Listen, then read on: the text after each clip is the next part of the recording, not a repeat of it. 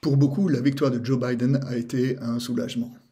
Mais il ne faudrait pas que la victoire du candidat démocrate cache l'événement majeur des élections américaines, c'est le fait que Donald Trump, malgré la grossièreté du personnage et ses mensonges à répétition, ait réuni en 2020 plus de voix qu'en 2016.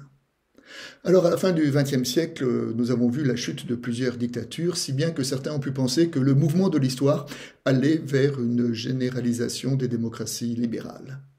20 ans plus tard, nous sommes obligés de constater que la nouvelle donne politique de ce qui nous arrive, c'est l'émergence et la montée progressive de ce qu'on appelle les mouvements populistes.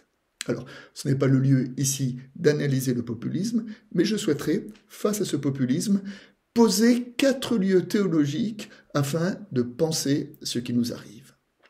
Le premier lieu, c'est la tension entre Dieu et César. C'est la fameuse phrase « Rendez à César ce qui est à César et à Dieu ce qui est à Dieu ». Cette tension pose Dieu comme limite de César.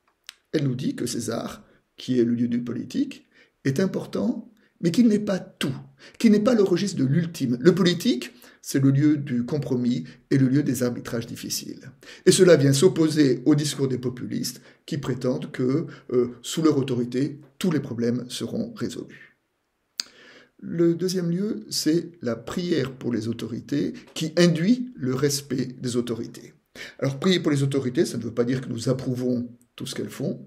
Ça veut dire que nous prions afin qu'elles agissent avec justice et intégrité.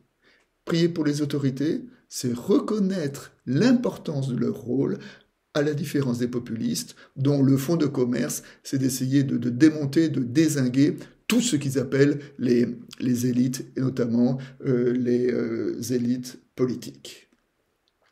Le troisième lieu, c'est le rapport à la vérité. Et là, je pense à la phrase de Jésus quand il disait « Vous connaîtrez, vous aurez la vérité, et la vérité vous rendra libre ». Cette phrase pose l'articulation entre la liberté et la vérité. Ce qui veut dire que le mensonge n'est pas facteur de liberté, bien au contraire, le plus souvent, le mensonge est facteur d'oppression. Et là, bien sûr, nous voulons opposer le fonds de commerce des populistes qui est ce qu'on appelle la post-vérité. La post-vérité qui dit que l'important d'un discours, ce n'est pas qu'il soit juste ni qu'il soit vrai. L'importance d'un discours, c'est qu'il suscite des émotions chez leurs auditeurs. C'est pourquoi la lutte contre ce qu'on appelle les fake news ou la post-vérité est un enjeu de salubrité démocratique. Enfin, le quatrième thème que je voudrais poser, c'est le péché originel. Alors, le péché originel, ce n'est pas le fait que nos ancêtres auraient croqué d'un fruit défendu.